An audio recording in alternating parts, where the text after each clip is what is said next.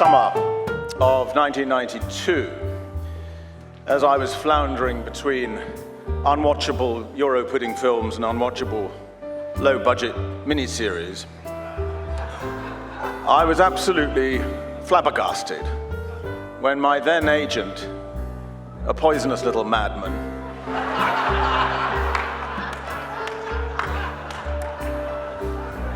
sent me a really good script. I thought there'd been a mistake.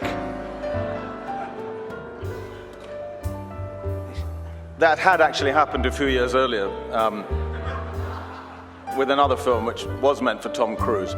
But he sent me this very good script, and it had a great part, and it was called 4 Weddings and a Funeral.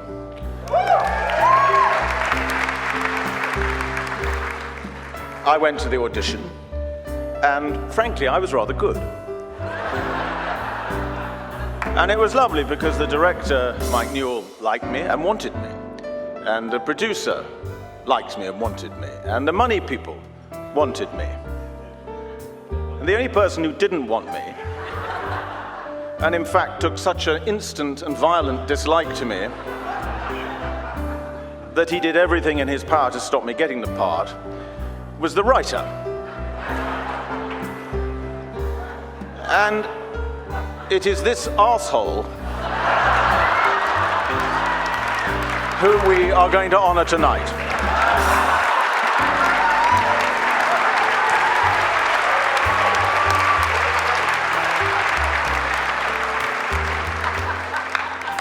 Four Weddings really represented only about the halfway point of what was already a repulsively successful career.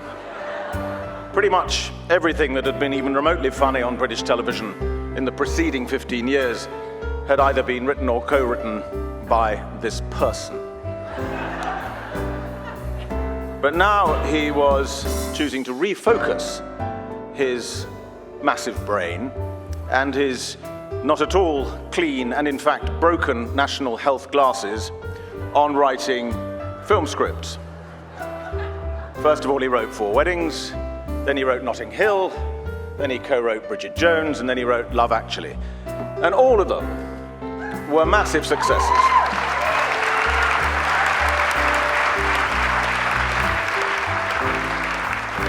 Massive successes, despite, of course, having the wrong actor in one of the lead roles. I suppose it just shows you the quality of the writing. Well done.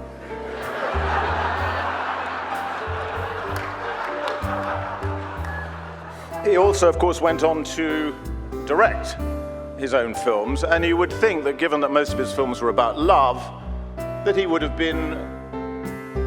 had as a directorial style, he would have been gentle, soft, perhaps loving.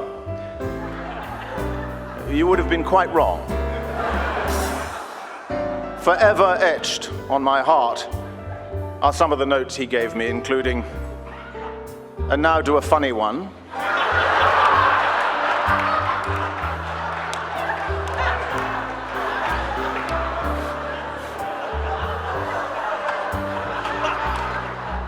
And don't worry, we can cut round you.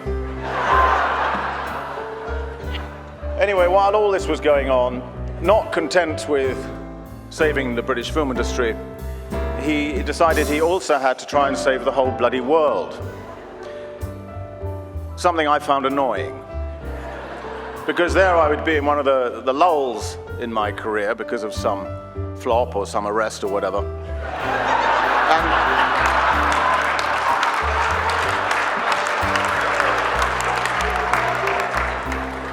And I'd be frankly desperate for Richard's next film. And I'd be told, I'm sorry, he's away for a year in Africa, saving starving children. I found that annoying and frankly selfish.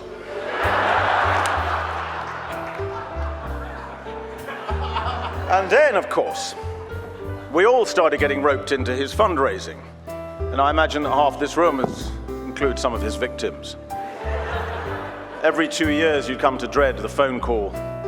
Could you possibly put on this little red nose and, I don't know, mud wrestle with Colin Firth while Maggie Smith plays the bongos or something? Or would it be all right if we filmed you having your buttocks waxed by Tony Blair? It was that sort of thing. And the answer was, I did mind. It was awful, and it was relentless. It was a nightmare. And in the end, I offered him an enormous check to just go away and never do it again, and never ask me again to do anything silly like that. A deal he accepted, and then broke his word over and over and over again, which is in fact why I'm standing here before you tonight. But I will say this, I am in fact delighted and of course honored to be here and to be giving you, Dickie, where are you? There you are, this Oscar.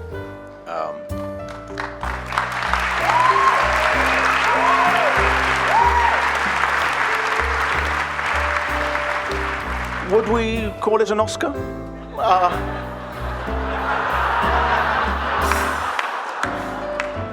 It's a kind of Oscar, isn't it? It's a better than nothing Oscar.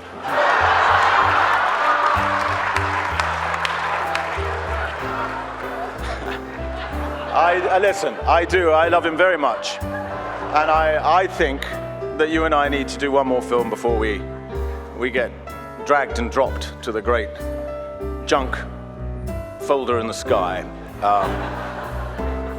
I don't know what it could be. It could be 4 funerals and a wedding. It could be Bridget Jones's diaper. But we should do something. And meanwhile, here is a little film which is all about you, and in particular, it's about your goodness, which seems to be like the great actress who we both so admired as young men, insatiable.